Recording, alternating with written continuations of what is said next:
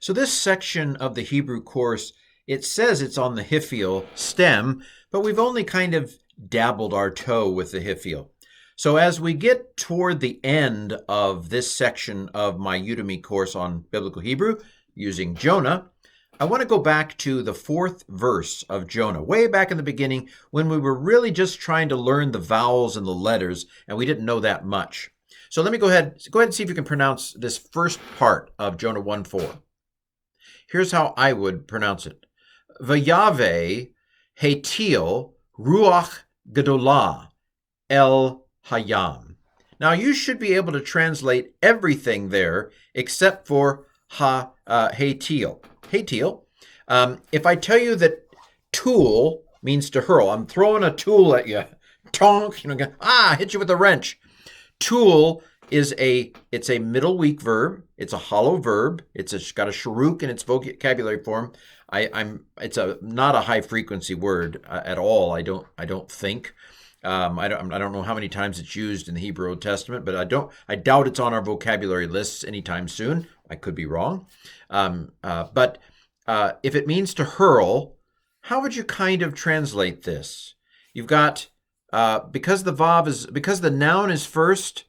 I'm guessing this is contrastive. But Yahweh, he hurled a ruach gedolah, a great spirit. That's not right. A great wind. He huffed and he puffed and he blew the ship.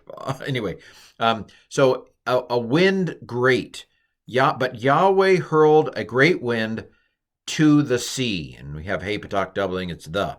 And yam is sea and el is to and all that good stuff. All right? So Yahweh hurled a great wind to the sea. But what is this hay? What the hay on the front? Well, hopefully you've kind of picked this up, but now we're going to require it of thee.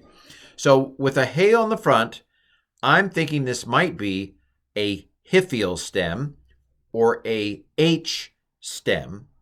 And the Hirik Yod there right before the last consonant is another telltale sign of the Hiph'il. I mean, its very name, the Hiph'il stem. And so if we but Yahweh caused to hurl a great wind to the sea. Remember, the Hiph'il stem is the causative stem. In this case, it really doesn't make that much of a difference. Tool means to hurl, and the H stem version of it means to hurl too. Not a lot of difference between the different stems on this one, perhaps. But let's look at it. So Hiph'il is a H with teal. And I should have put tool here because the vocabulary word is tool, not teal. But it's the H stem of hurling, cause to hurl, or something like that. Yahweh threw a great wind to the sea. Now, I'm going to do in the next video a systematic view of the Hiph'il stem in the perfect tense. That's the next video I intend to do here. But I wanted to get you ready for it. It has an H on the front, and it is a Hirik Yod before the last main consonant. Now, normally I would say it has a Hirik Yod after the second consonant.